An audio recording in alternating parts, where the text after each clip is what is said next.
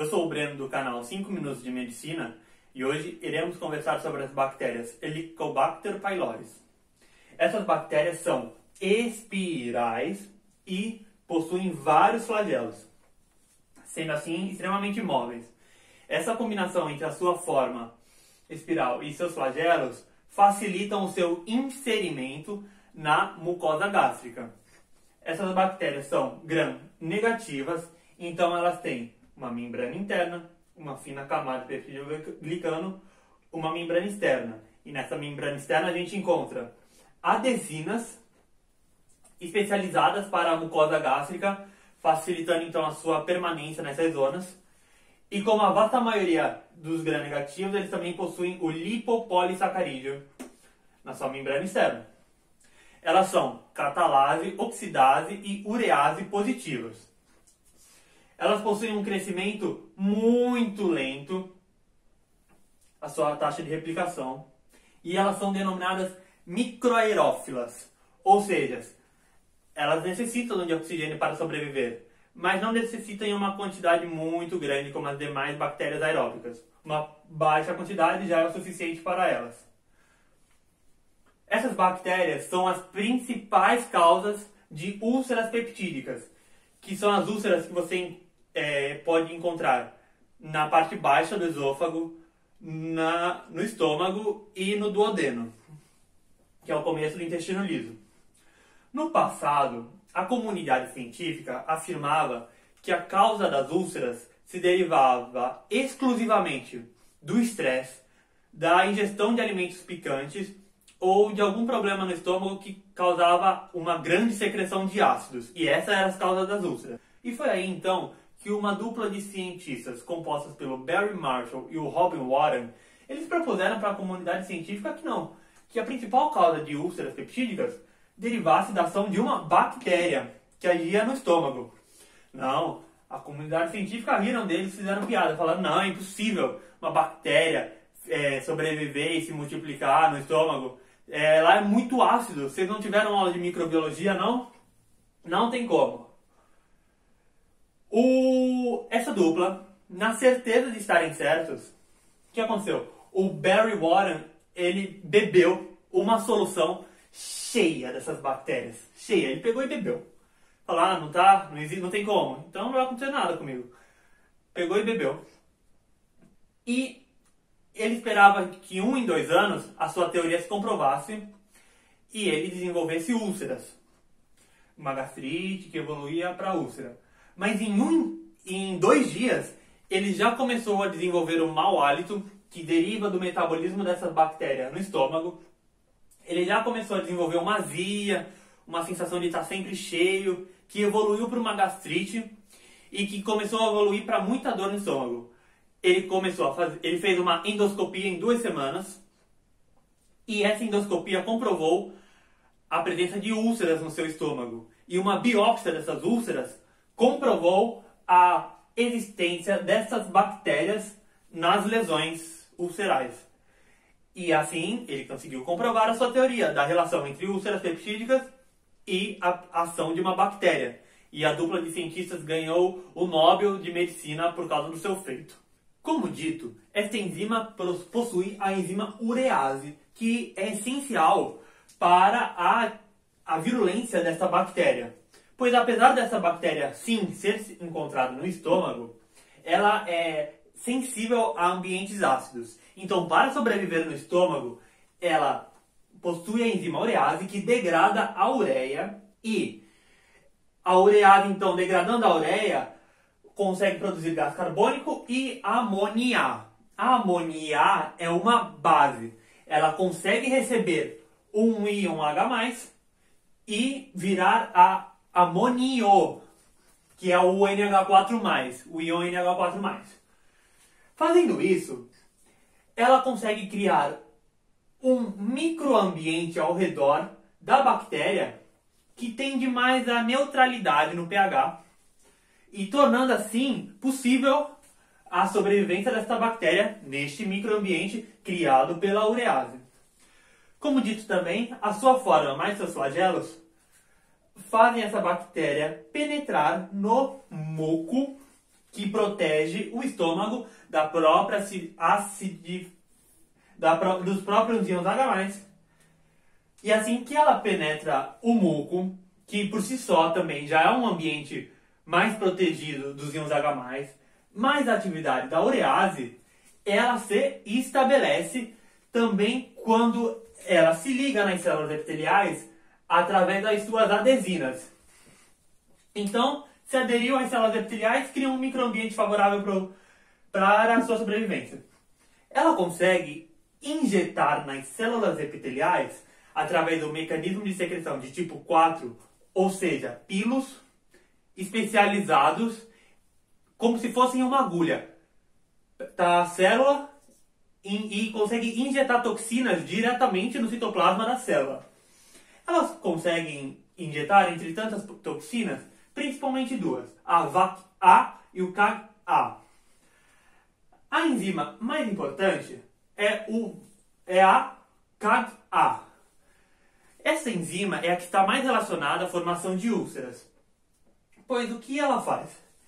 Ela consegue destruir as junções cerradas. E o que são elas? São as junções que estão relacionadas à adesão célula a célula, que formam a unidade do epitélio. E elas também induzem as células epiteliais a produzirem a interleuquina 8. A produção dessa interleuquina 8 recruta neste ambiente os neutrófilos. Os neutrófilos, por sua vez, irão fazer aquilo que querem fazer, destruir a bactéria. Porém, nessa tentativa de destruir a bactéria, esses neutrófilos também irão causar um dano nos tecidos. E isto irá favorecer a produção de úlcera. Também essa fragilidade na junção cerrada permite que essa célula consiga penetrar na submucosa. E lá ela consegue também produzir enzimas líticas, como proteases e lipases, que degrada componentes que se encontram em grandes quantidades na submucosa. E o dano tanto na camada epitelial quanto na submucosa favorece a formação de úlceras. Uma outra toxina que também é injetada através do mecanismo de secreção de tipo 4 é a VAC-A. Essa enzima complementa o dano dessa bactéria, pois ela causa danos na mitocôndria das células epiteliais e com isso induz a célula a uma apoptose. Ou seja, mais um dano que as células, aqui o epitélio irá sofrer, favorecendo então a gastrites e úlceras. Essa bactéria, por mais que eu citei aqui diversos fatores de virulência, a maioria das pessoas infectadas com essas bactérias são assintomáticas. Isso ocorre pois o genoma, o material genético dessa bactéria é bastante heterogêneo, ou seja, não é que todas as bactérias de todas as pessoas do mundo são exatamente iguais. Isso para nenhuma bactéria é verdade, mas para essa daqui é um fator que tem que se levar em consideração a variação do genoma. E isso irá ter de consequência que algumas possuem toxinas mais tóxicas que as outras e de consequência mais virulentas, que causam mais danos em nós. Então é formado um espectro de pessoas assintomáticas, algumas que possuem somente uma gastrite leve e algumas que progridem até mesmo para úlceras e atividades neoplásicas, formação de câncer, que a gente vai observar logo mais. Essa bactéria também consegue inibir a resposta adaptativa, ou seja, a resposta que seria eficiente para se livrar dessas bactérias, que é a formação de anticorpos. Porém, a formação de anticorpos ocorre com o recrutamento a partir da interleuquina 2. E essa bactéria consegue inibir a síntese de interleuquina 2, diminuindo então a resposta adaptativa. E essa bactéria também possui um mecanismo de diminuir a produção de óxido nítrico, que também possui uma atividade antimicrobiótica. Então, como vimos, quando essa bactéria chega na mucosa gástrica, quando é assintomática, ela pode causar, começando por gastrites, que é uma inflamação da mucosa gástrica, que causa náuseas também, mas ela pode evoluir. 15% das pessoas que têm gastrites, por causa da Helicobacter pylori, podem evoluir para uma úlcera peptídica. Uma úlcera é quando uma ferida expõe os tecidos que se encontram abaixo do epitélio. Essas úlceras peptídicas causam 6.500 mortes por ano, pois elas podem vir a sangrar e causar outras complicações e irão requerir cirurgias de emergência para conter esse sangramento e complicações. Essa bactéria está tão associada com úlceras peptídicas que 85% de todas as úlceras gástricas são causadas por essa bactéria e 95% das úlceras duodenais são causadas por essa bactéria. Ou seja, é uma associação incrível. O que é uma úlcera peptídica, como eu acho que eu já disse isso, não sei, é aquela que você encontra no final do esôfago, na mucosa gástrica e ali no começo do duodeno. O dano contínuo na mucosa gástrica pode vir a causar a substituição dessa mucosa gástrica que está mais apta a suportar o baixo pH que se encontra no estômago, pois essa mucosa produz o muco, como a gente já viu, que ajuda essa epitélio a resistir à acidificação do estômago. Ocorre então uma substituição dessa mucosa mais resistente para a mucosa intestinal, que é aquela cheia de vilosidades, mais apta a absorver nutrientes. E porém, menos apta a suportar os íons H+. Então irá amplificar o dano contínuo e quando isto ocorre, aumenta em 100 vezes a probabilidade de desenvolver um câncer nessa mucosa. Quando ocorre a substituição do tipo de epitélio, aumenta em 100 vezes a probabilidade de câncer.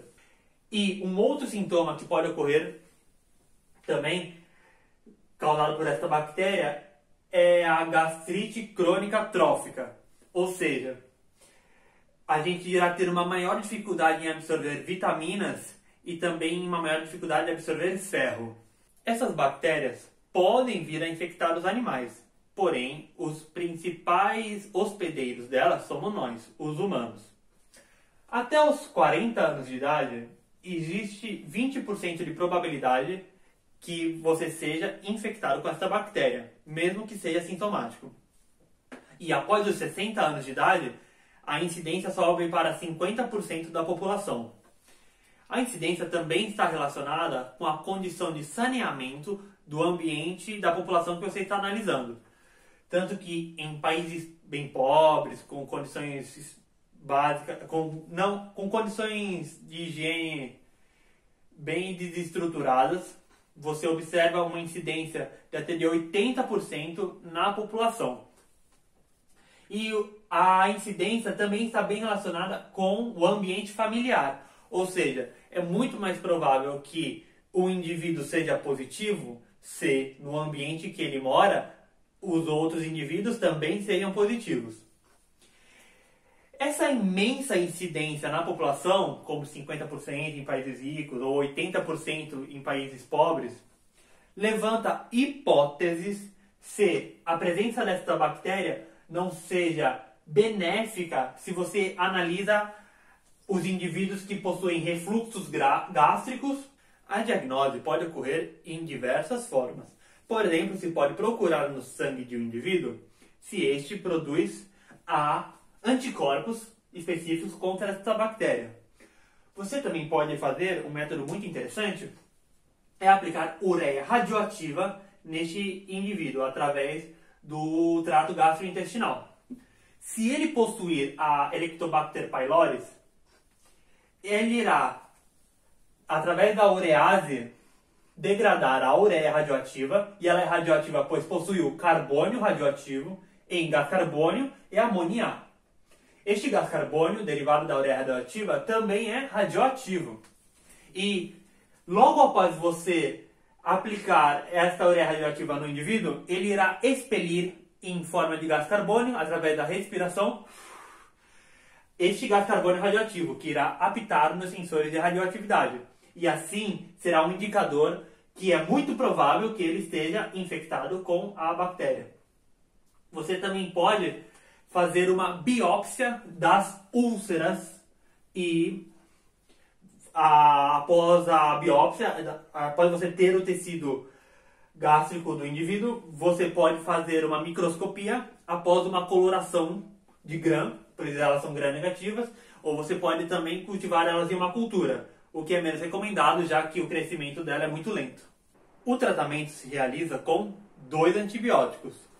Um deles é a claritromitina. O outro pode ser ou metronidazol ou a amoxicilina. Junto com esses antibióticos, também se aplica um inibidor das bombas de íons H+, que acidificam o estômago, e isso serve para aumentar a eficiência dos antibióticos. O tratamento se realiza apenas nos indivíduos sintomáticos. Agora, um rápido resumo. A bactéria Helicobacter pylori é uma gram negativa em forma de espiral com muitos flagelos. Essa estrutura em espiral mais os flagelos a torna ideal a penetrar o muco que protege o estômago do ambiente ácido. Ela, após penetrar esse muco, se adere ao epitélio gástrico através de adesinas. E, enquanto isso, produz, graças à enzima urease, amônia que deriva da degradação da ureia. E essa amônia é básica, formando, então, um microambiente que tende mais à neutralidade, ideal para a sobrevivência e permanência dessa bactéria. Ela consegue injetar diretamente nas células epiteliais algumas toxinas. A ação dessas toxinas podem variar nos sintomas, na demonstração dos sintomas. Tanto pode se observar assintomáticos, quanto se pode observar casos cada vez mais graves, derivados da ação dessas toxinas. Isso acontece por causa da heterogeneidade do genoma dessa bactéria, que pode apresentar toxinas mais potentes em alguns casos, mas na maioria dos casos essas toxinas não conseguem causar sintomas. Essas toxinas são a VAC-A, que consegue induzir a célula epitelial a formar a interleuquina 8, que recruta os neutrófilos, que causam um dano tecidual na tentativa de combater a bactéria. E essa toxina também enfraquece as junções cerradas que unem o epitélio e favorecem a difusão dessa bactéria para a submucosa, onde lá elas produzem lipases e proteases, degradando ainda mais estes tecidos, favorecendo a formação de úlcera. A toxina Ka também estimula o dano, pois induz as células epiteliais à apoptose. Esses danos contínuos no epitélio gástrico podem induzir uma substituição deste epitélio para o epitélio intestinal, que é menos resistente ao ambiente ácido do estômago, sofre então mais danos e essa substituição aumenta em 100 vezes a probabilidade de se desenvolver um câncer nesta região. É uma bactéria extremamente difusa, podendo chegar até 80% de uma população infectada por essa bactéria. E quanto mais o saneamento básico que abrange uma população for precário, e quanto mais velho, no geral, a população for também, maior vai ser a incidência desta bactéria. A diagnose ocorre preferencialmente procurando no sangue do paciente anticorpos contra essa bactéria, ou você pode também aplicar ureia radioativa e ver se o paciente expele CO2 radioativo. Ou você pode também fazer uma biópsia das úlceras e verificar no microscópio ou em uma cultura se ali apresenta essas bactérias. É isso aí, galera. Essa foi a aula de Helicobacter pylori. Eu espero que vocês tenham gostado.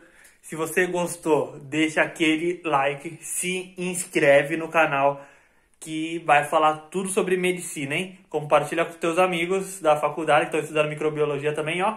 Fui!